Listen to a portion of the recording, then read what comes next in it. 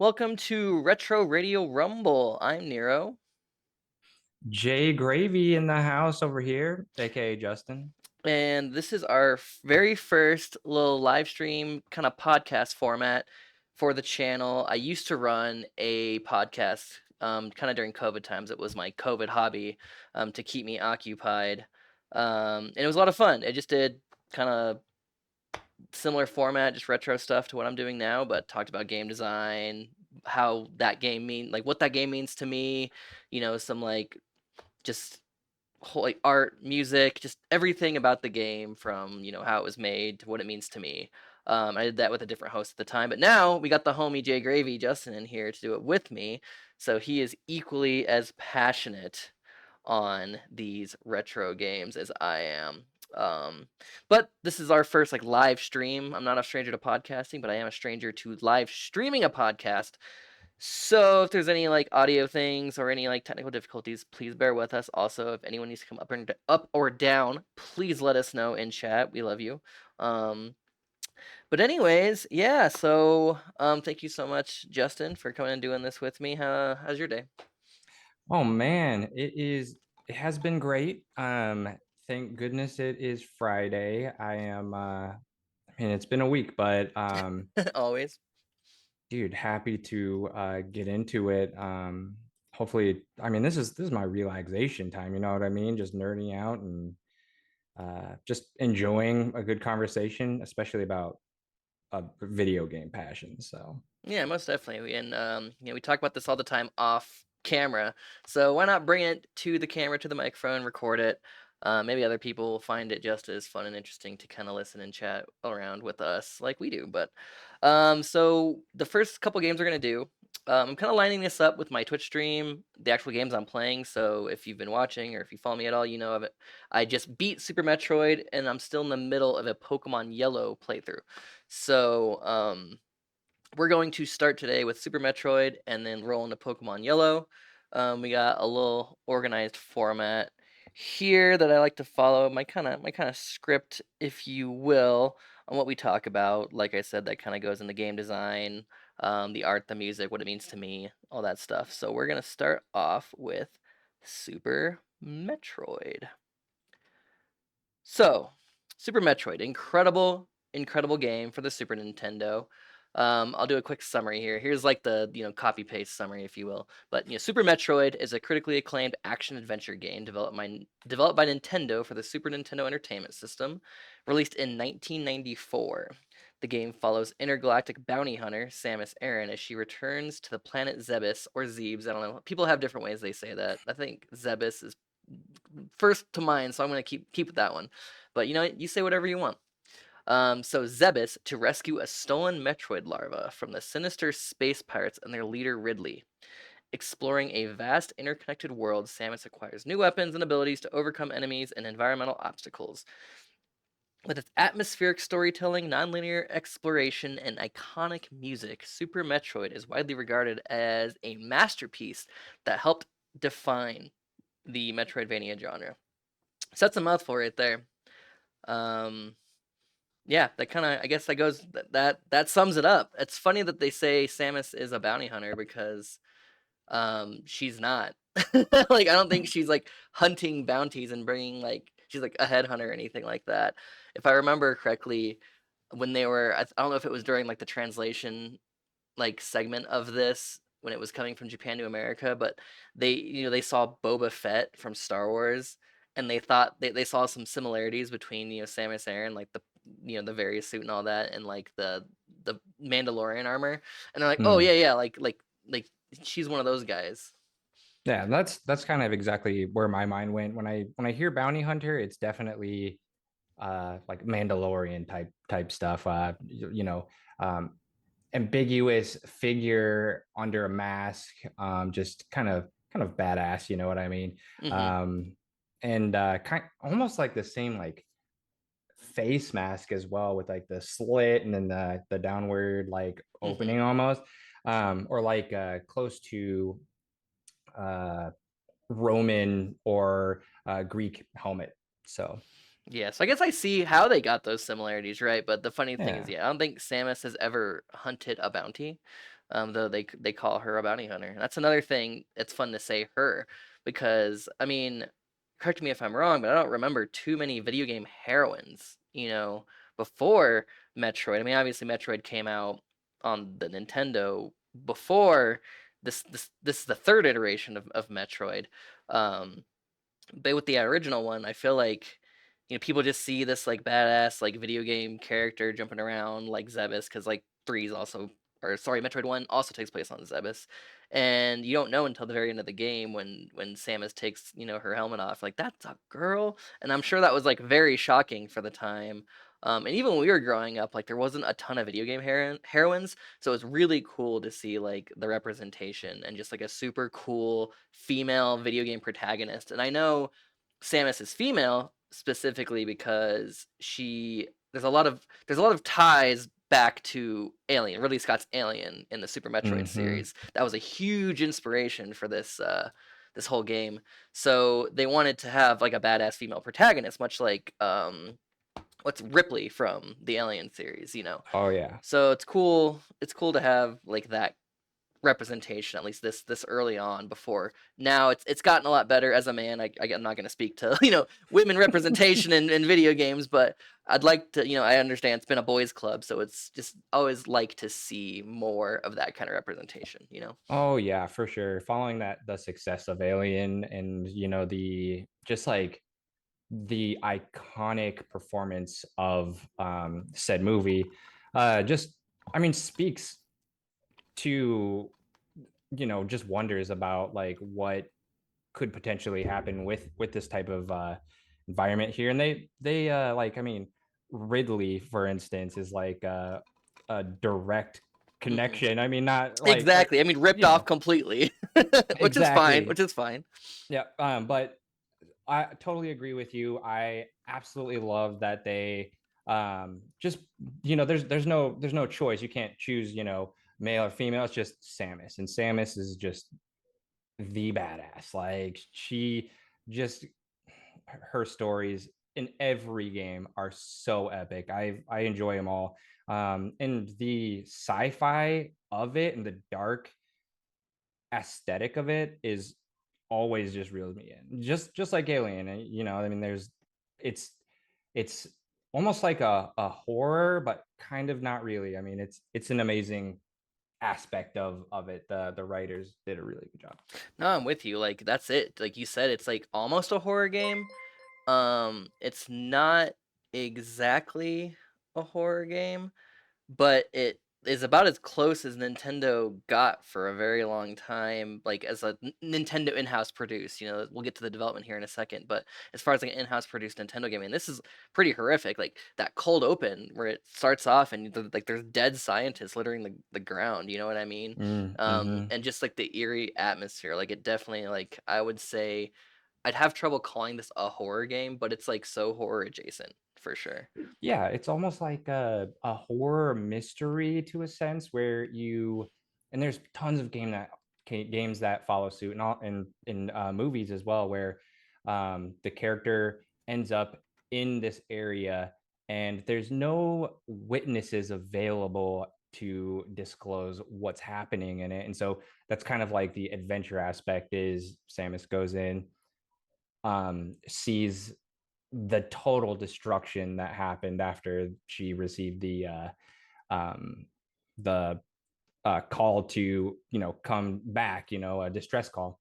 And then yeah, I mean at that point it's like you're almost uncovering the secrets and the mystery of what happened and the world. So Most definitely. I'm like kind of getting ahead of myself saying this, but I feel like later on in like the franchise, they kind of brought even more like classical like horror elements. So like, if for instance Metroid Prime, right? Like you scan the world, and that's how you learn about the world. Much like any classic horror game, like a Resident Evil or anything, right? Like you're the story is being told to you kind of by those diary excerpts and like those notes you find on the ground and stuff. So yeah. so, Hmm. but yeah, that's kind of getting ahead of myself. You can talk more about Metroid Prime and its legacy, or Metroid Super Metroid's legacy, kind of latter Sure. in the program here, but let's get to some nitty gritty on the game dev facts. So, Already said it was released in 1994.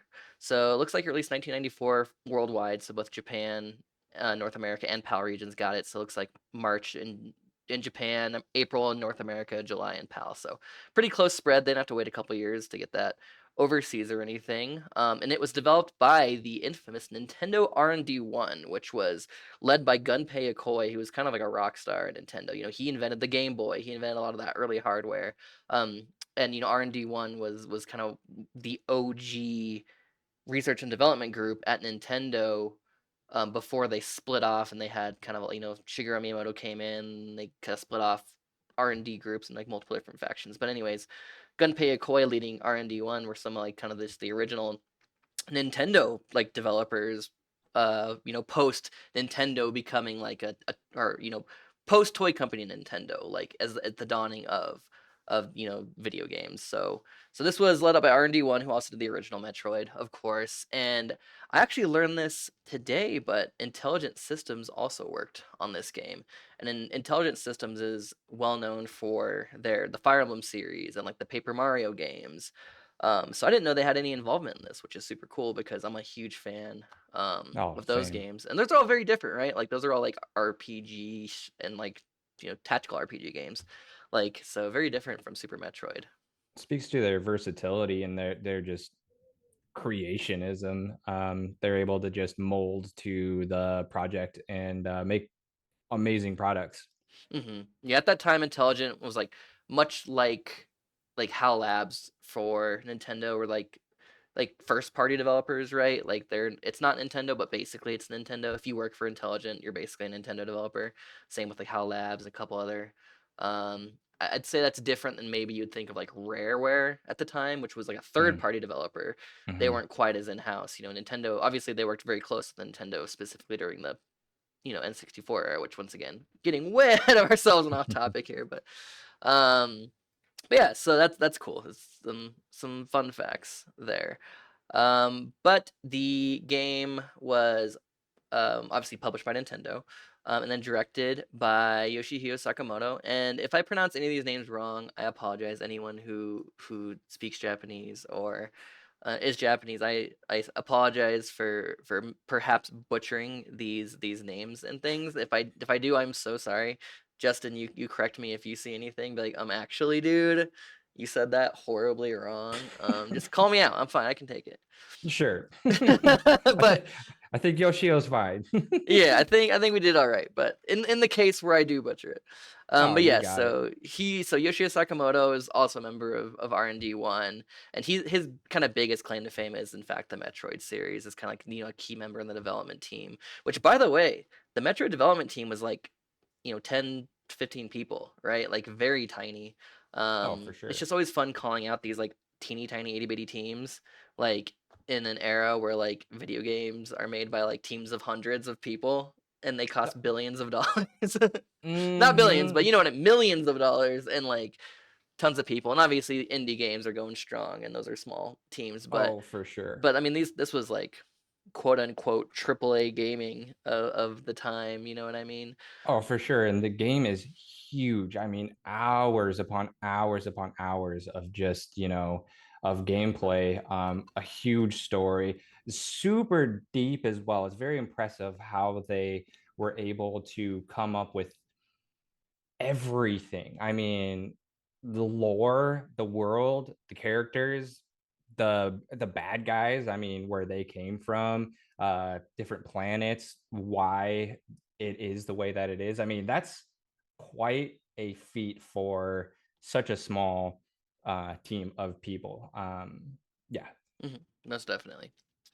So along with Yoshio Sakamoto, it was produced by Makoto Kano, who is most notable, I think, for the Metroid series as well. He did some concept and design for like Famicom Wars and Famicom Detective Club, which was something that didn't come to America, but something that Yoshio Sakamoto also worked on very closely. I think he wrote those games. I think we just recently got like a remake of those games brought to the Switch, which is cool. But those are some like big in Japan like visual novel games that both these guys, Makoto Kono and Yoshio Sakamoto, both worked on together. R&D 1. But yeah, both these guys, they don't have like kind of the crazy, huge, big, impactful like Wikipedia page that like someone like Shigeru Miyamoto would have, you know. But I mean, I'd still say they have a very big impact for like early Nintendo, and they definitely like demand some respect for like what they created and what they did for like early video gaming. They're not like household names like Shigeru, but I still think they're like completely incredible creative individuals. Oh, without a doubt. I love that they have basically what are like the pioneers of what we know and love today as like Metroidvania games. You know what I mean? And it started with Absolutely. this. So I mean, they're pretty out of the box as well. I mean, they did. I mean, Metroid is a very serious and very almost like hyper realistic at the time game. The graphics were dark, very detailed, compared to some of the other things that were happening at that time, which was like Mario and and a bunch of other games that were more like chibi characters, cartoony characters, or just like Some with a jovial atmosphere, you know? exactly. It wasn't so just dark and just it kind of reminds me of just like uh from software games like Elden Ring and Mhm, those types of vibes where it's just like very dark yet very very very detailed and just kind of draws you in. It's like to me it almost reminds me of like a sci-fi gothic almost type vibe. So mhm, for sure. So, this is actually Metroid 3, so talk about, being part of a series. This is the Metroid series, which, this is the 3rd game in that series. You had, the original Metroid for the NES, and then Metroid 2, Return of Samus for the Game Boy, and neither of those was, like, received terribly, like I mean, they weren't, like, commercial successes, especially the 2nd game kinda, like, really didn't, like, do anything really different. It was kind of like more of the same. Like there was no map. It was really esoteric, kind of hard to play, and especially on the Game Boy screen. Like I don't know if you've ever gone back and played Metroid 2 on the Game Boy, but like it's really hard to like find your way in that game, especially when like you're in this huge cavern and like you have this much screen to like see anything. So this, kind of with everything on the Super Nintendo was like let's take this game series we have and like like just make it super. And they did that. Like the graphical overhaul, the musical overhaul, just like they added a map and like the HUD's way better. It's just like everything about it mm, is grander, bigger, better. Like story-wise, it takes place right after Metroid 2, or in Metroid 1, Samus goes to the planet Zevis and, confronts the space pirates and Mother Brain and like discovers this Metroid menace that they were trying to use to like do awful space pirate things. Thwarts that, and then in Metroid 2, Samus is told, hey, we need you to go eradicate the entire Metroid threat on the planet. Was it SR? I can't remember. On their like SR 38, some SR crazy. No, 388. is that it? Yeah. So she has to go there, eradicate the Metroid menace, but her motherly instinct kicks in. As she's about to destroy the final Metroid, she sees the little cute Metroid larva who she takes Yep. back to the Galacta. What is it? The Galactic Federation or whatever it's called in Yep. in this universe, and they study the Metroid, and then as we know from the that cold open of Super Metroid, um, that Metroid was in captivity being studied by scientists, and Ridley comes and just murders everybody and like takes the baby Metroid away. So they call Samus back in. So it's kind of like it's a direct sequel, but also it's almost like a retelling, which is very clever of Nintendo to do actually, because it's back to Planet Zevis. In fact, like the very first sequence is after the cold open, where you find Ridley, do that little brief fight, and escape the ship. Which is by itself is like an amazing overture, by the way, for that whole game. And but anyways, like you go back to Zebes and you go down to that area where you fought Mother Brain in the first game, and then like get the Morph Ball, and it's such a callback to that first game. And at this point, that was 10 years ago when Super Metroid came out. It was 10 years after Metroid One. So I mean, that's a lot of time between games, right? So like people probably Yep. had forgotten or never even really cared to play Metroid before this. I bet you Right. this was many people's first Metroid game. Oh, Um, exactly. And it was a good way to just kind of jump off. You didn't have to play the first game or the second game to really get into Super Metroid. I actually played the original Metroid much later, Same. as opposed to Super Metroid. Super Metroid was an incredible experience, and Sakamoto said that they wanted to wait until a true action game was needed. So they didn't really see the or Metroid really fitting in that landscape at that moment. So one of the reasons why they waited so long is because they wanted more power in the system. I feel like he knew that there was going to be something coming to help utilize and better storytelling, better um, soundscape and visual scape as well. And so once he figured out, or he had a hunch that this was actually something that was needed again, then they kind of took the plunge and really just like, I mean, it took them a whole like 6 months to even approve the project, but you know, they did it. I mean, it was a feat for sure. Most definitely. I mean, it was a huge success. I would say like this is one of those games I think about that just completely stands the test of time. Like one of my favorite things about the Super Nintendo is these games, like especially like the top 20. Let's just take the top 25 Super Nintendo games. Like so many of those games like are as incredible today. What new Super Nintendo came out in America in 1991. So 33 years. 33 years ago, like those games are still just as good as they came out. This came out in 94, so obviously a little bit later, but what I'm trying to say is like the impact of these games is just it's immense. And you kind of already said that like with these individuals, with the developers themselves. But yeah, it was definitely a feat to say the least. And yeah, I'd say we can move on to some personal impact Sure. off of some of the dev stuff. But yeah, so this isn't actually my first Metroid game. So my first Metroid game was Metroid Fusion for the Game Boy Advance. So I was a huge like Game That Boy was a kid, good one too.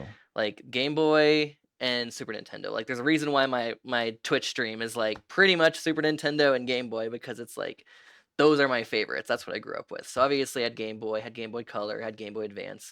So I remember it's just one of the games I must have got as a kid. That was at the age where like I don't think I bought my games, right? Like you got them as a gift from a family member or you borrowed it Mhm. from a friend. But I remember that game came into my life and it was so hard for like my stupid kid brain and also scary. Like I remember being like kind of scared, especially like the evil Samus that's overcome with like the SX, like SX Parasite Samus or whatever, like Mm. chasing you down and like just the atmosphere was like almost too much for my little kid brain. I don't think I ever beat it. And it wasn't until much later where finally started like really digging in, like growing up with Nintendo, always loved Nintendo. I was raised kind of at the tail end of the Super Nintendo era, and then really like was most of my development was from the N64 era. So I kind of missed a lot of the Super Nintendo stuff when I was younger, so I had to go back. And when I went back, obviously I had to play Super Metroid, being like the iconic game that it was. So my first playthrough of this game, I was immediately hooked. Like immediately, I'm older. I'm better at video games. I'm not as much of a chicken. I'm still a chicken. Like don't get me wrong, horror makes me scared, but I'm not as much of a chicken, and I can actually beat video games. So I go through and I very distinctly remember just being like, "Holy shit!" Like, this is an incredible experience. Like the atmosphere, just like the like I could tell like a lot of the Metroidvania games that I had played as like kind of a younger adult were like directly influenced by this, and I could just see that influence like right away. And I would say like I could very easily say this game like immediately boosted straight up to like my top 10 at least, like one of my favorite games of all time, just like immediately. Oh, dude, without a doubt, that is. I mean, there's so much to say about it. My first impression of uh, Samus in general was I'd never heard of Metroid. I played on the Nintendo 64 game lots of people know it. Super Smash Bros. Little baby Uh, game Sa- called Super Smash Bros. yeah, Samus was one of the main characters in there, obviously, and like out of like the what 10 characters, but you know, I really had no idea about Samus at all. And like, I remember hearing, oh, yeah, Samus is actually a girl. I was like, wait, what? Because and they don't address that at all in the Super Smash Bros. I mean, Samus is just a person in a suit in that one. Mhm. But kind of growing up, played Metroid Prime, and that was an incredible one as well. And then played Super Metroid. um Dude, it kind of like you, it just hooked me in right away. And kind of what I was saying earlier is like the dark aesthetic of the world just right away, the devastation that's in it makes you want more. It makes you want to figure out what's happening, or like the I mean, Ridley is an absolute epic powerhouse of a bad guy, I guess you could say.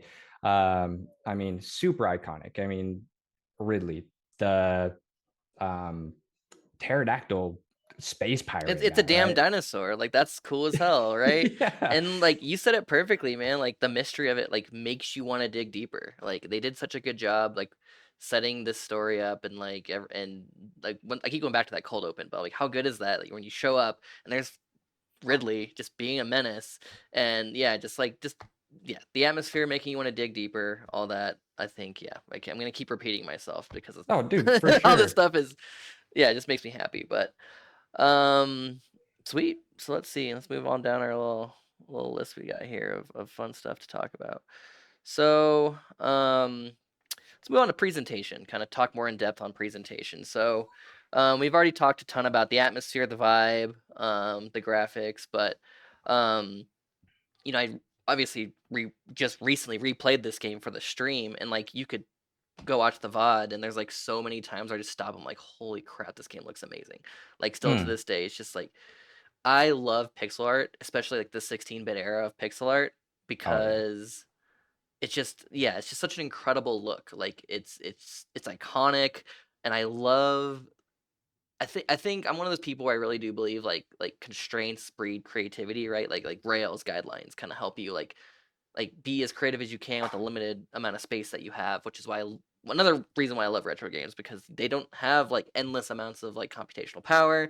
These guys were like doing low level like machine coding to like jump through hurdles, and these artists were working with like just you know 16 by 16 like pixel panels and um just doing the best to give this atmosphere with what they had, and they just nail it. It's just incredible. We've already talked about the atmosphere kind of in depth, but I think what they really go for, other than being almost like an HR Geiger kind of like world, Mm. is using that like alien inspired horror themed HR Geiger Ridley Scott template to create this like really lonely and isolated and mysterious atmosphere. Like I think if there's three words I would pin to this game as far as just this talking about atmosphere, it's those three, like lonely, isolated, and mysterious. Mm. Mm-hmm. Those are really good points. Uh Definitely 100% agree. The graphics are insane. So one of the perspectives I really love to touch on is that I had a Super Nintendo growing up, but I had a Nintendo 64 first, right? And so going back to 16-bit is a little bit jarring, in the sense that you had a 3D world in like Nintendo 64, PS1, and then you got like all these little squares, right, beforehand. And I guess just kind of being a young kid, I never appreciated the pixel art of it until I got a little bit older. But my point being is that growing up, like going from the Nintendo 64, that was what we had. We didn't have anything better until obviously like the GameCube came out. And then the immense graphical difference and just like the amount that they could put into from the Nintendo 64 to it was like insane. Like I felt like it looked real. I mean, even looking back at a GameCube game now, it's like it's not nearly as good as what it is nowadays. But my point being is we have to like take into consideration that all they had at that point was 8-bit, right? I mean, leading up to the Super Nintendo, 8-bit stuff, and those were good graphics then. I mean, it was good. I mean, that was all that people had. That's all that people knew. They didn't really have anything to really compare They it would to. look And at then that like how we look at like, we just saw the new, Assassin's Creed Shadow or whatever, like tech demo trailer, exactly, and it's like, wow, the graphics, like this is crazy. And that's yeah, kind of probably what people would have thought back. I was in 1994. I was just a wee baby child, so I don't really yeah, know. I was a toddler, but exactly. but yeah, I Exactly. agree. And it's like I wish that I could just like go back in time and just experience the first time somebody saw Metroid or Super Metroid as a 16-bit just world, because I bet that it just looked so absolutely just mind-boggling. Like people are probably like, we I don't think we can get more real than this. Like, It doesn't get any better than this guy. It's like, yeah. and I would argue that it doesn't, because once you make the swap to 3D, like the world changes. 3D graphics, like I don't know. I'm always gonna be such a huge fan of like the 2D plane and pixel art, and even like retro modern games, right? Like I love retro modern games where it's like Hmm. new games, like new indies that are like supposed to look, 2D pixel art, because I think that's like some of the best it's ever gonna get. Like, because in my opinion, a good art direction will trump good graphics at any corner. Because like, especially now where like we've hit the point of diminishing returns, right? Like, how much better are graphics getting in like a modern sense? It's 2025. Like, how much better are graphics getting? Like, we're pushing it as like computers get better and we can like render stuff in real time, like path tracing, ray tracing, whatever. But like for the most part, they're not really getting much better. So like graphics are graphics, but what really makes a difference is art direction. And like Yeah. that's where Hmm. like this kind of stuff it excels, because it's all about art direction. It's like we're talking about atmosphere and vibe right now. Like that's what this game like drips and oozes. Exactly. And kind of what you were saying, limit limits of a product really create creativity, or pushes creativity, or Mhm. forces them to have creativity with it. So how do you get this atmosphere? How do you make people feel this type of atmosphere? And obviously it goes into like what you were saying, art style, um, mechanics of the video game, uh whether or not you feel helpless or empowered within it, your connection to the character, being able to discover with and through the character vicariously, which I think is just an amazing point of storytelling in general. And then also the sound and the music. Mhm. So before I move on to the gameplay segment, kind of, because it all comes together to make one cohesive piece, like you said, the story.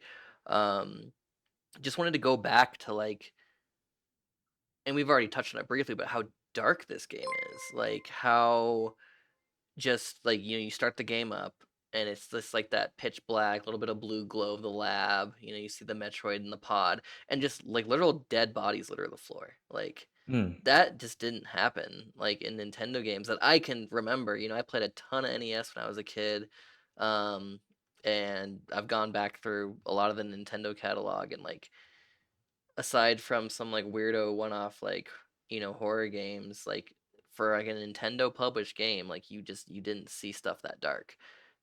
So Oh yeah. it's just I love seeing that in this game, and also a game that can like be that dark but still be so like universally like enjoyed, I guess.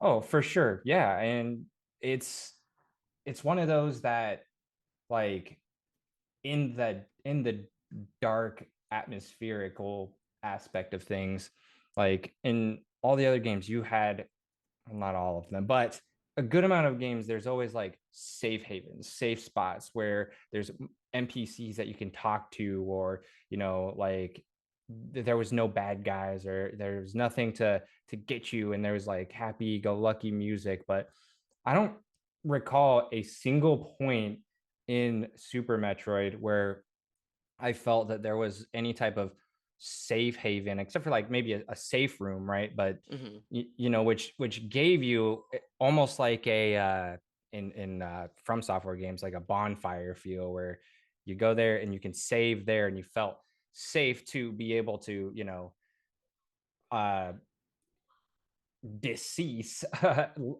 soon after you get there, because you can go right back to that point.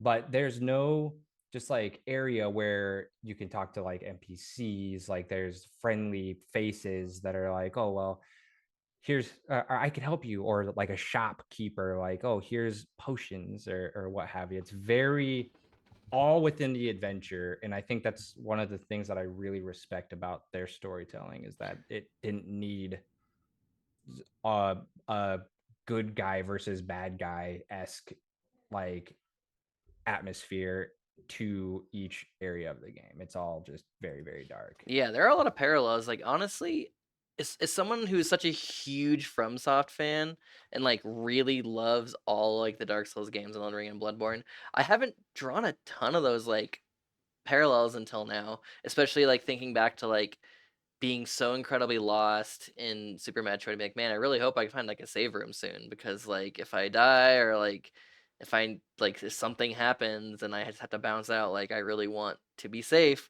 So like that parallel, especially with like the minimalism in storytelling. And that's something I Yeah. really love about the Dark Souls games and like all Yeah. FromSoft games is like there's a huge story there. There's like a ton of lore, but it's just it's not served to you on a silver platter. You have to dig for it. You know, you have to piece it together, and I love that way, like that form of storytelling so much. And it's actually was definitely an intention of Yoshio Sakamoto's. Like he Yeah. wanted to push for minimal dialogue experience to immerse the players through atmosphere and gameplay alone. You know, stuff like the Metroid sacrifice at the end of the game is an effective form of like nonverbal storytelling, for instance. You know, like that was the whole point. And I think not having dialogue and not having people like, or just like anyone to really interact with aside from the game itself is like another parallel to like the FromSoft experience where like that draws to immerse you and really make you feel those feel like that feeling of like you like the isolation, the loneliness, like that feeds into those like key themes of this game that we talked about Yeah. beforehand. But yeah, I think this will be a good segue into the gameplay because all this is kind of feeding to like this gameplay, right? So Yeah. we'll go ahead and start with genre, if we can call this. So I think at the time this was probably just called like a 2D like adventure action game. You know, like it was just oh, it's just another like action side scrolling game. But now we know it as like a Metroidvania. Like this literally did the thing where it created its own genre by being itself. This along with Symphony of the Night created its own genre. But at the time, I guess, yeah, you would have called it like an action adventure game. For sure. It's considered one of the very first open world games with a map feature, and which uh, outlines rooms and important locations and items as well. Um, and I when I first heard that term, I never thought that it was like I because I've played Horizon Zero Dawn, and Final Fantasy 15, for instance. Those were open world games, in my opinion. Skyrim, Oblivion, right? Where you dive in and then you can just go wherever. This game is a little bit more linear, but at the same time, there are so many nooks and crannies in the world where once you got a specific item, then you're that part of the world opens up, and there's no go here to go here to go here. It's you can't get to this section until you get this section, but you can also go backwards and uh travel and discover more stuff that you missed because you didn't have the necessary equipment before, which is another aspect of Metroidvania games that is absolutely incredible in my opinion. So And that was kind of kind of similar to like the Zelda, A Link to the Past kind of formula. You know, like you need the item to progress. But yeah, that gameplay loop of like, find the item, use the item to like get to an area that you couldn't before. You know, hit a wall, go explore until you can find the thing that gets you past the wall. Like that gameplay loop, like that's like the main Metroidvania gameplay loop that this game helped coin. And I'm not sure if there were other games before this that like kind of had that similar loop as Metroidvania. I'm sure there were probably some that kind of did that whole thing. But like I said, this created its own genre, and for that, like that's pretty incredible.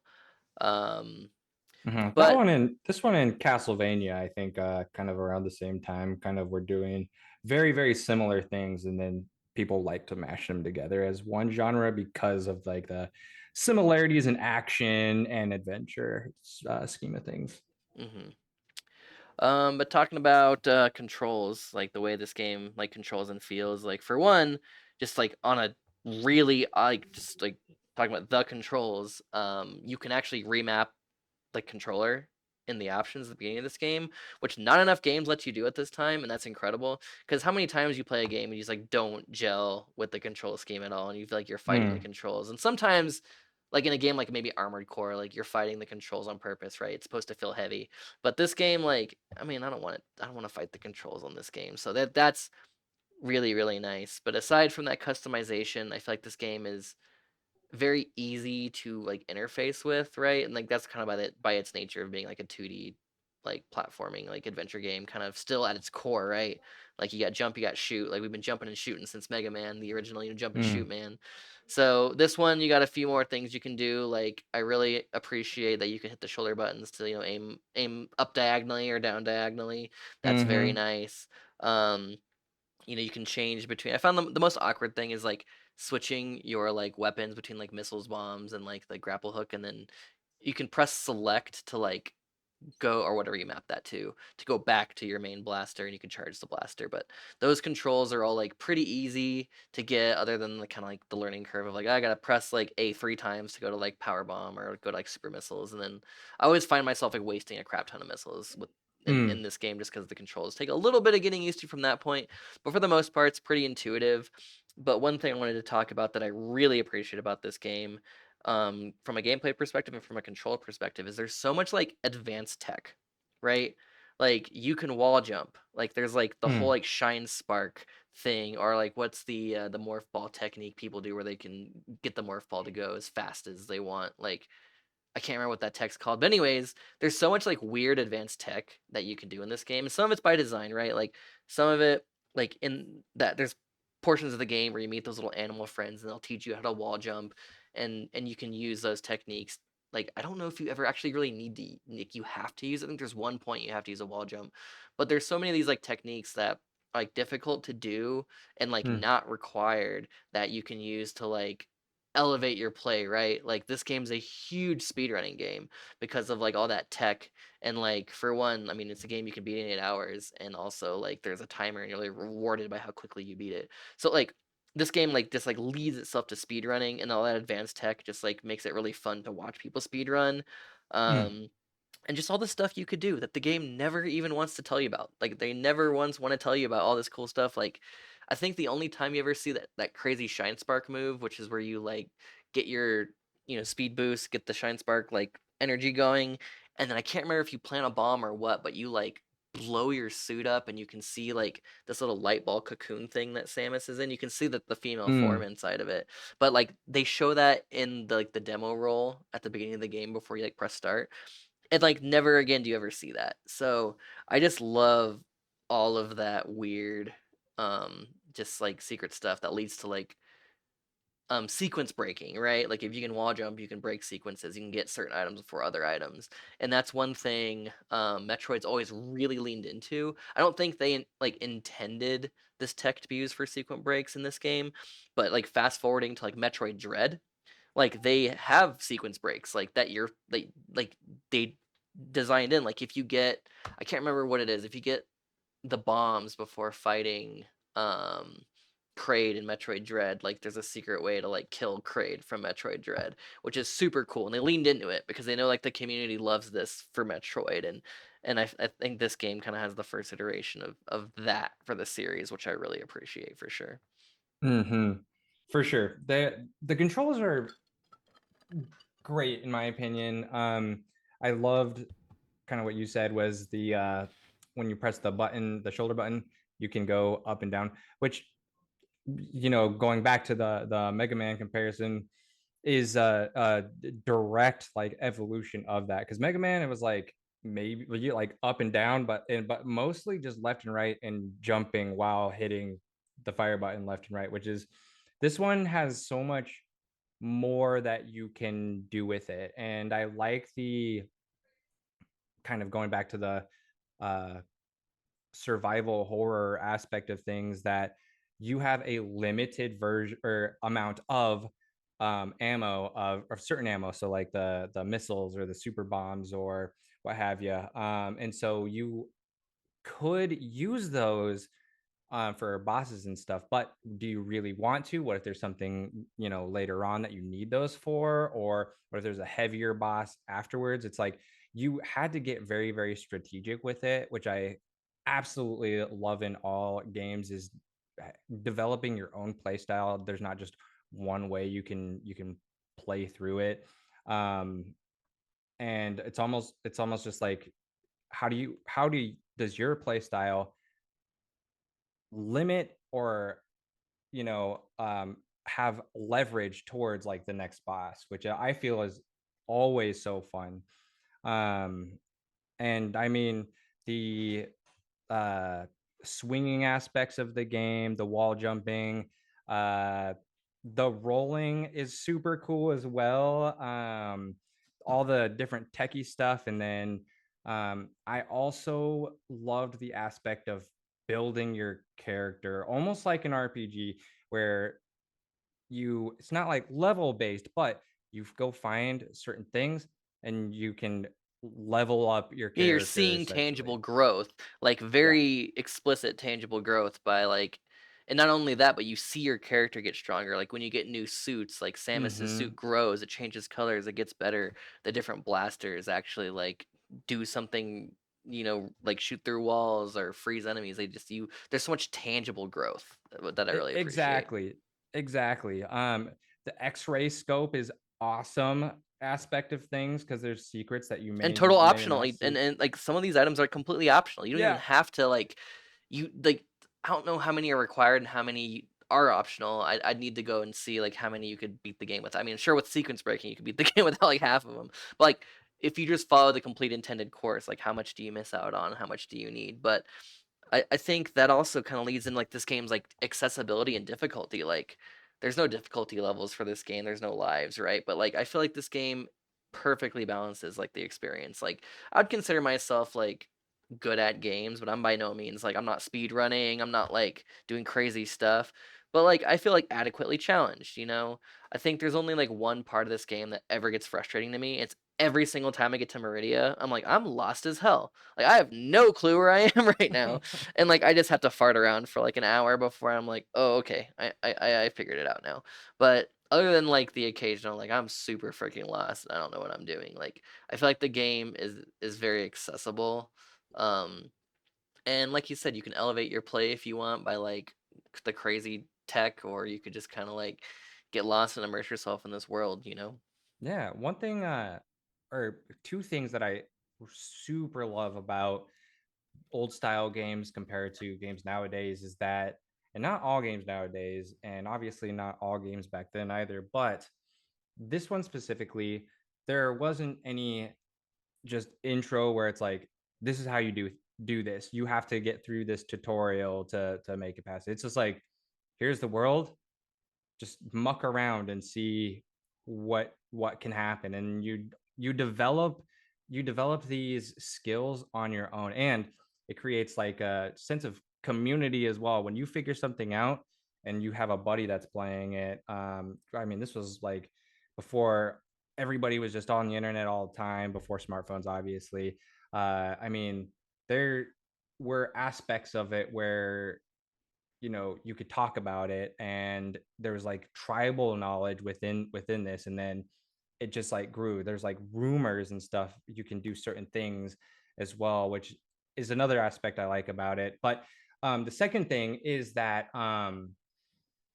they're kind of in the same on the same coin. There is that a lot of video games nowadays have a weird yellow tape everywhere that shows you exactly what you can grab, Oh, I what you hate that, can man. I do. hate that so much. I was just talking to my girlfriend about that actually. We were just talking about like, oh, it's another game with like spray painted yellow everywhere to show you where to go, and like that just it drives me nuts. I hate seeing that.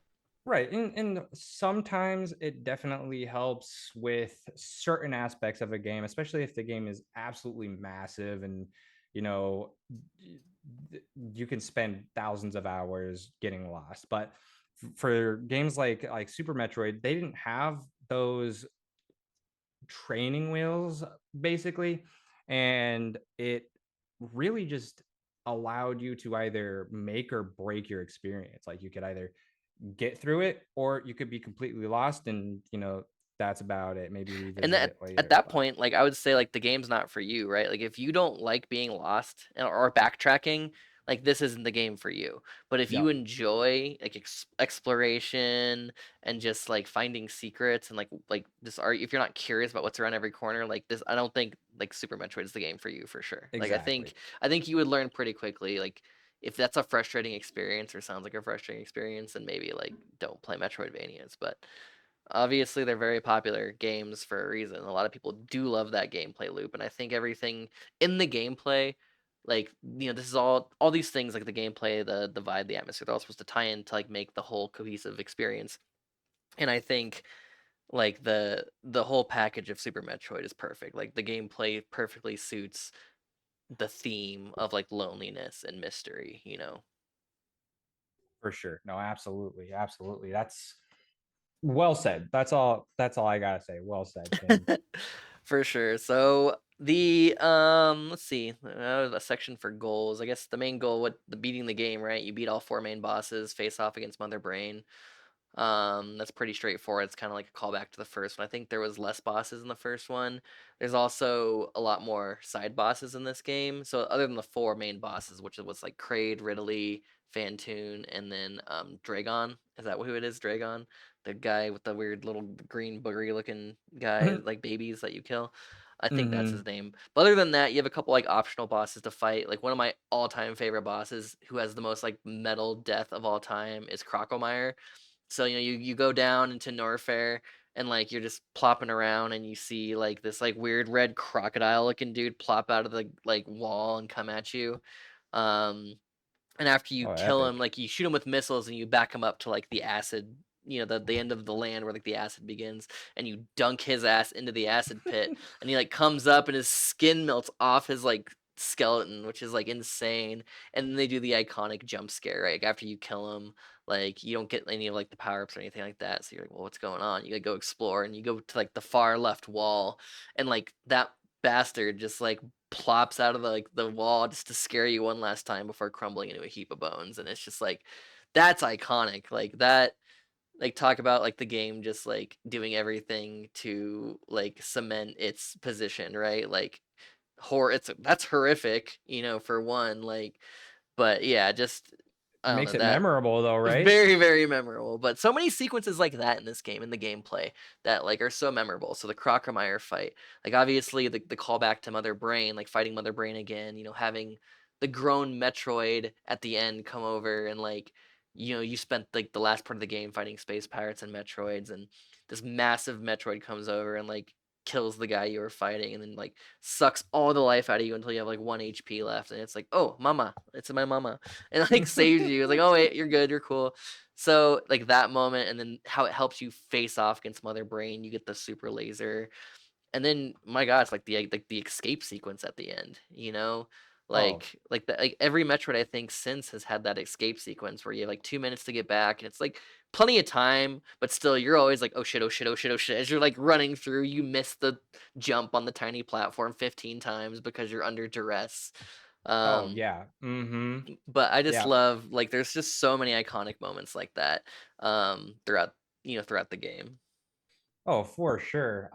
Yeah, I mean, the and I would say another goal within it, and something that is almost like a subconscious thing, is just to kind of circling back to almost where we started, was um like going to this deserted world where you just feel alone, desolate, um, and discovering aspects of the lore in the world. I mean, chozos are literally like I would love a book about, and I don't know if that this is a thing, but like just their lore, their history, who they were, what they were. And I feel like that mystery, well, maybe I wouldn't want a book because the mystery there is it keeps you locked in. You want to know more about this crazy, because all of the technology was based off of The uh, Chozo, yeah, the Chozo ruins. They inhabited this planet, and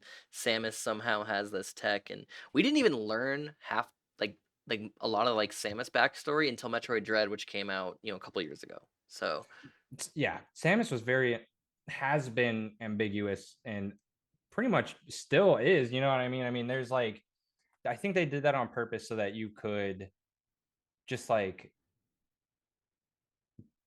again, vicariously like live through that character without the character, or you get to define who she is at that point. You know what I mean? Which I feel, I love that aspect of things. Like Zelda does it a lot too, and the just a silent bunch of other protagonist things. kind of thing. Yeah, yeah. Where the character is your character essentially. It's you, and it allows you to more feel related to the protagonist. So Hmm. For sure. Yeah, the lore of the characters are really cool. Like I guess that's some of the other than like enemies, that's some of the only thing you come across is like the Chozo ruins. And for the longest time I had no idea they were like bird people. When like you come across a Chozo statue and you get the little item that it's holding up for you. I mm, was like, I don't know what this weird thing is, but they gave me an item. But then learning those are like bird people, I'm like, oh, now I see it. But I felt so dumb when I learned that. I was like, oh, they're bird people. But yeah, it's some of the oh only yeah. like things you like, can identify with is like the Chozo ruins. Like the only other like living creatures on the planet that you interact with are the animals. Mm-hmm. And that kind of leads me to another point. Like that's like the only thing to attach to in that game, which is why I love that they gave you the option at the end of the game to like save the animals or not. And there's nothing like that would ever that you could even figure out that you're supposed to do that or you can. And the only reward you get for saving the animals is that they're in your spaceship as you blast off the planet as it explodes. But yeah, and like you have to go like kind of out of your way and like wait for them to like save Mm, the animals in the playthrough. But I do love that they added that tidbit there at the end. That's another just fun little like memorable um moment they added to that game series. for sure. Random thought here. So with the Chozo statues, like when you go to like Greece, right, and you see these Greek statues, I read somewhere that that is the, so like some of these Greek statues where they're just like standing without clothes, they're just super buff. That is like their idea of like an ideal like physique, right? So that people might have looked like that, but not really, right? So how much different were the actual inhabitants of that world rather than what we were able to see even with those statues? Those statues could have just been a representation of the perfect organism that they thought was there. You know what I mean? Hmm. So, Yeah, it's cool to see Metroid Dread and like more like real Chozo, like not just cutscene, like throwback, like cave painting Chozos, right? But like actual Chozos, so, like Ravenbeak being like the final boss, and like seeing like a full fledged Chozo in action using like the same like tools and gear that like Samus has. Like that was super cool to see. Um, but yeah, I'm a big fan of the mysterious like drip feeding you lore, right? Like giving you tiny bits and pieces, just laying the crumbs so you can want to like dig deeper and follow. Like I love storytelling like that when it comes to video games. Like Mm. movies or books. I'm a big book reader, and like I love like huge long 10 book series where like you just so slowly drip fed information until like that big payoff at the end. And maybe sometimes you never even get that big payoff, and you rely on people like Vati Vidya to like tell you all about what's actually going on, just like a FromSoft Fair game. enough, for sure. But let's go ahead and move on to some music. So I don't think we talked too much on the composers, but the composers for this game were Kenji Yamamoto and Minako Hamano. So Kenji's got their own bio here, but unfortunately, the other individual does not. But it's kind of like the other Metroid team. Like Kenji Yamamoto's big claim to fame is kind of just like the Metroid games. Like they did work on Mike Tyson's Punch Out, Famicom Wars, and other than that, just like a spattering of different like um, Nintendo games. But mostly, yeah, like all of the Metroid games up to like Metroid Prime 3, and then Metroid games after that. He worked as musical director, so he's had a hand in the Metroid sound design and composition for quite a while. And speaking like music wise, a lot of this game does have like callback themes to the first Metroid, right? Like Bryn Star is still Bryn Star, like creates themes, create theme.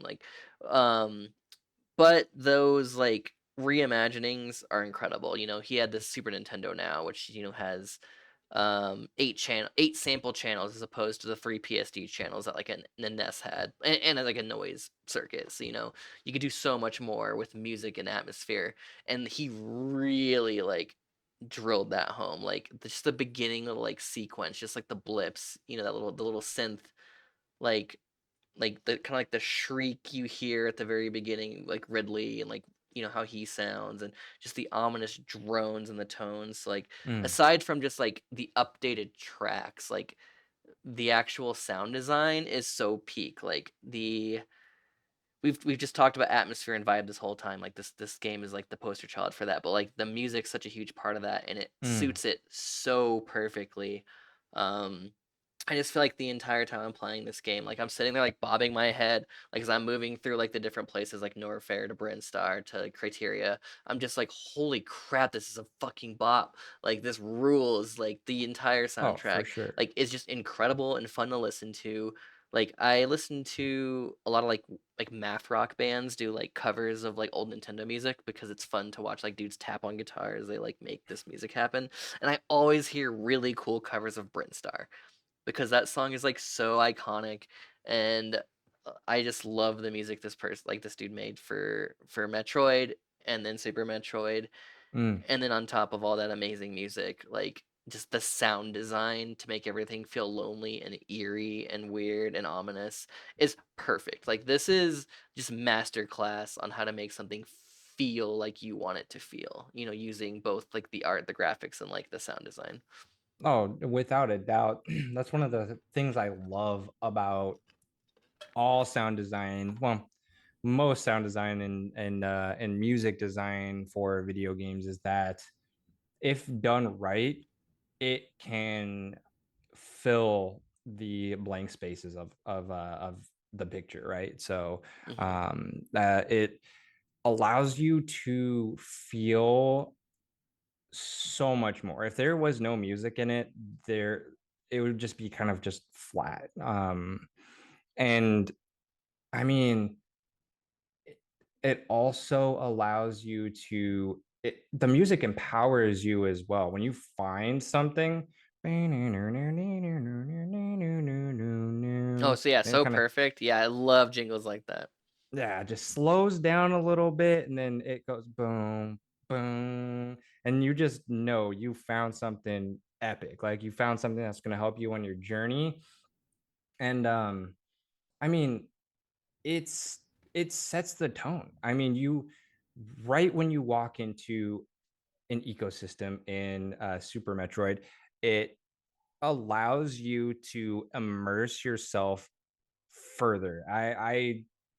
It sounds kind of crazy, but it's almost like when you hear the right noises for the right environment, you can see more than what's on the screen. You can smell, you can feel the moisture in the air. You know what I mean? It just you can't get that without the music.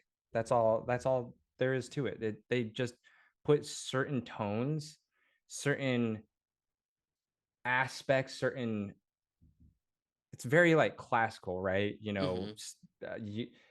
There are fanfares when you do something good. There are dissonant tones when it's supposed to make you feel on edge, right? That they put two notes side by side together, kind of getting into music theory, but the closer you get, the faster the vibrations go. Hmm. And so it uses and utilizes those vibrations in order for you to feel uncomfortable because that's how it makes you feel. It's very uncomfortable until you beat like that boss, right? And then all of a sudden it goes and resolves within the music and creates a more full chord that is familiar to our ears that make you feel like a breath of or a exhale finally after you've been holding your breath for so long. So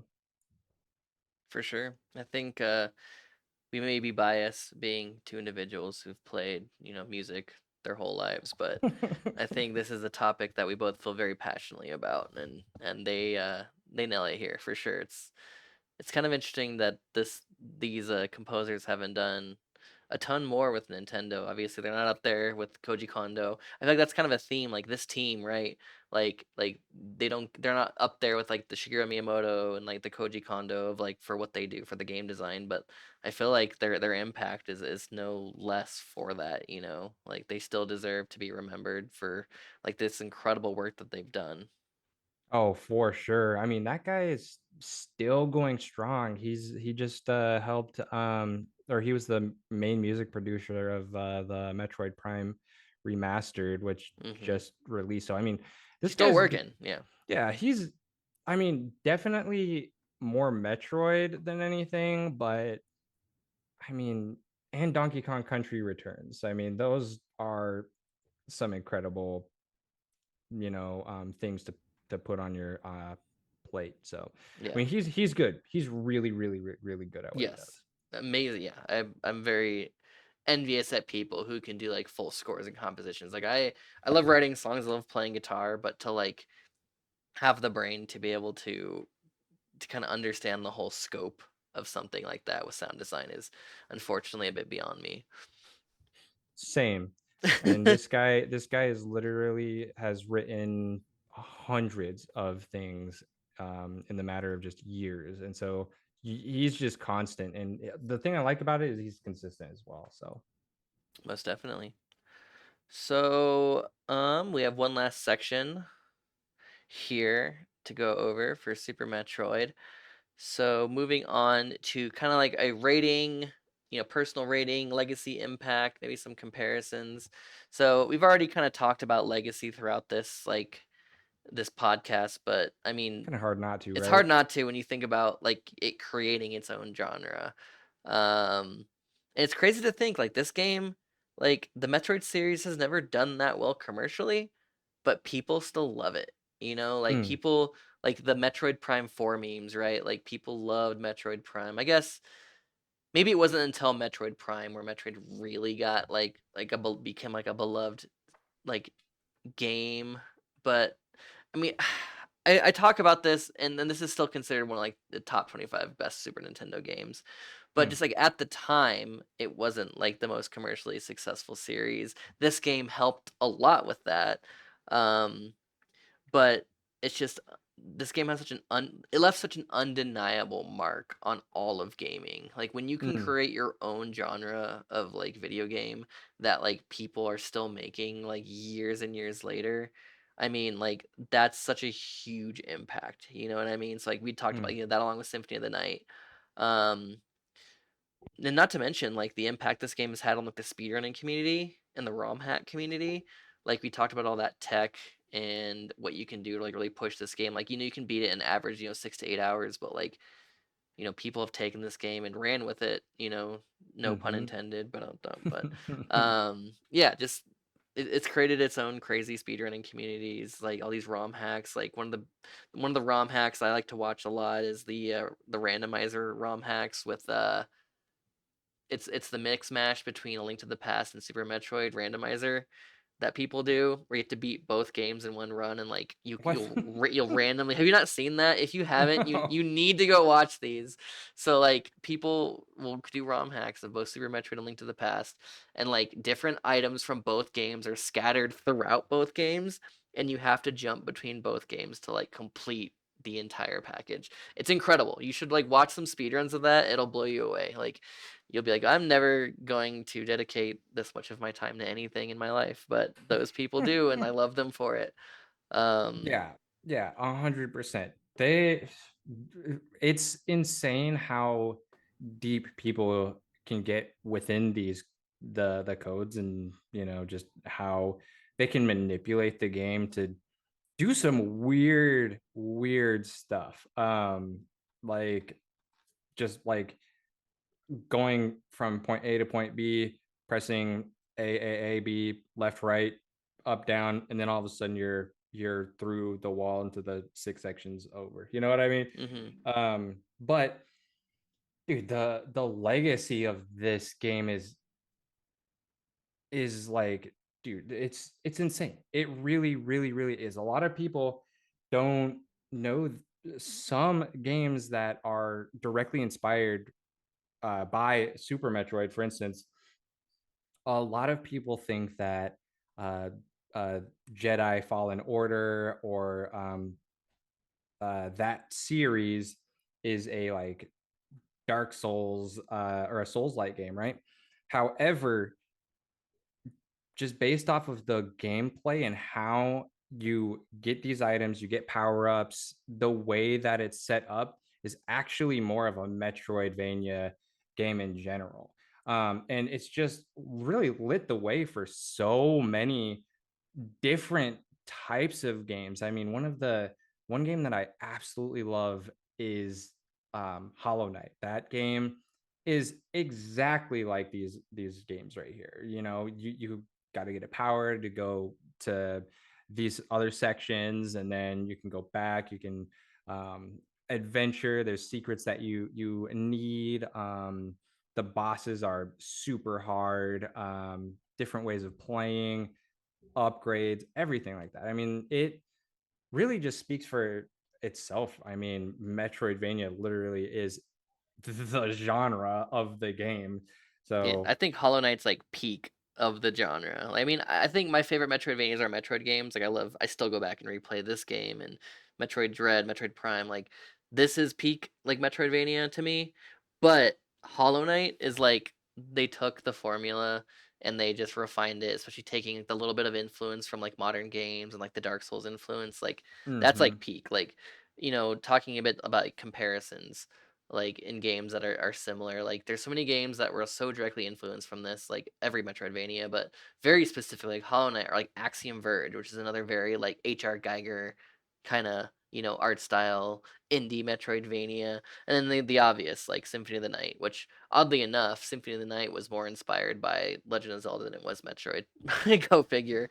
But yeah, just the comparisons, like the app comparisons of like getting lost somewhere and like finding items to progress and like exploring around this like vast maze. But I think yeah, this game's really easy to talk. Like it's really easy to speak to its legacy because its legacy speaks for itself. If you know anything about video games, like if you pay mm, attention to video games at all, like you've played something probably inspired by this, whether that be all the way like Ori and the Will of the Wisps, or Hollow Knight, or Castlevania Symphony of the Night, or mm. the millions of like other like really cute pixel art indie games. Like I really love like the Momodora series for Metroidvanias. But yeah, this game has such a far-reaching legacy, and if I were to give this game like a rating, like this is like a 10 out of 10 game. Like this is a 10 out of 10 near perfect video game that will stand the test of time. Like this is a Desert Island video game. Like if I'm stranded somewhere, like and I have a copy of this game, I'm like, all right, life's not so bad. Like I could replay this game endlessly, and I do at least once a year at this point. Just an incredible game. Same here. I absolutely, absolutely think that they perfected the game essentially.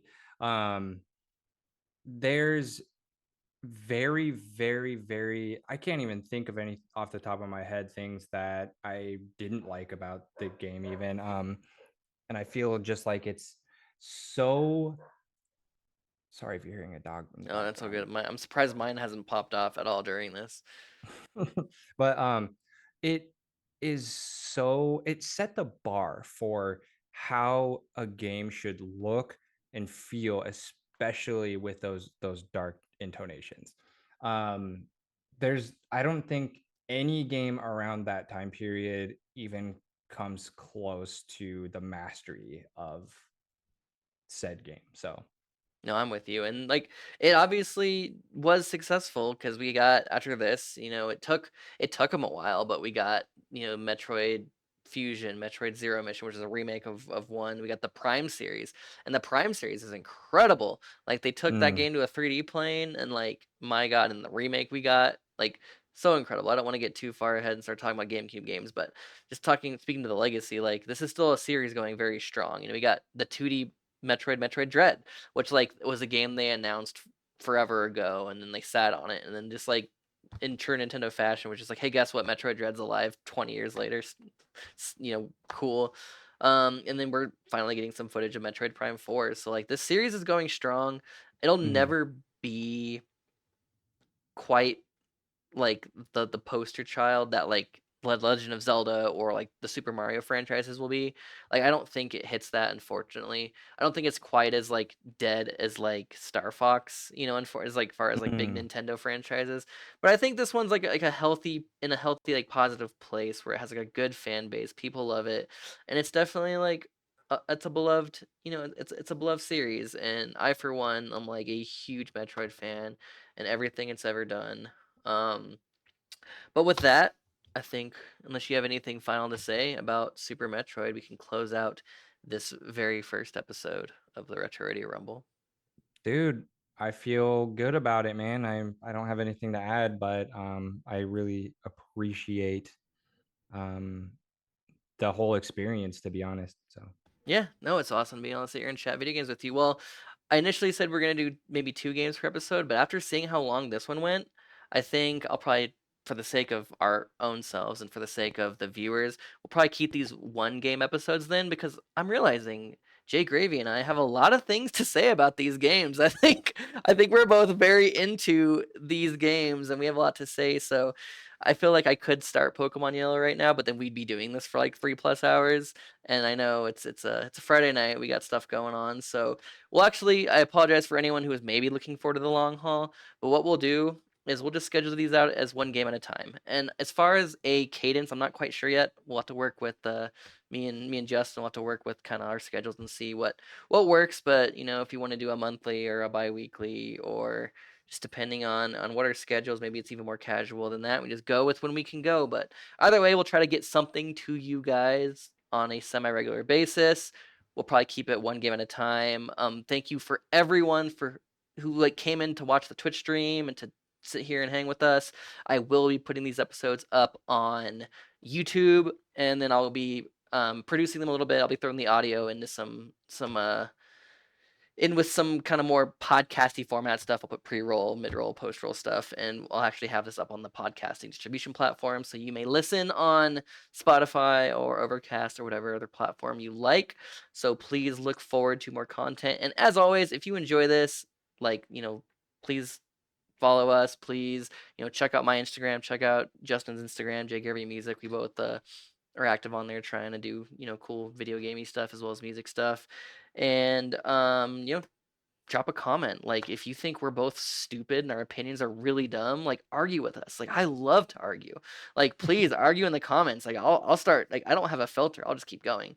But I would love to hear any other like differing opinions, or if you agree, or I just like if you want to put in how you feel about any of this stuff. Like drop comments. Like just engage. However, but you can find me at Nero on Instagram as well as at Nero on Twitch if you're coming at us from YouTube or whatever.